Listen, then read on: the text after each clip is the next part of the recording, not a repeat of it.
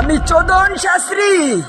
আমি মানুষের তিল দেখে ভবিষ্যৎ বলে দিতে পারি। বাবা এই যে আমার হাতে তিল। বর্ষ, তোমার হাতে অনেক টাকা পয়সা আসবে।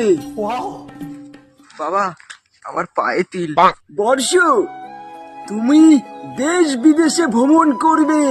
সাধু বাবা, আমার টুনটুনির মাথায় তিল আছে, আমি জীবনে কি করব? বর্ষ, তুমি কোনো সাংঘাতিক মানুষ না। তুমি একদিন অনেক বড় খেলোয়াড় হবে। তোমাকে দেশ বিদেশের মানুষ চিনবে। মানুষ তোমাকে দেখার জন্য ক্রমে সার্চ করবে। আচ্ছা বাবা, কি খেলোয়াড় হব আমি? তুমি মিয়া খালিফা, ড্যানি ডিয়ান, সানি লিওন এদের সাথে খাটে বসে লুডো খেলবে। জয়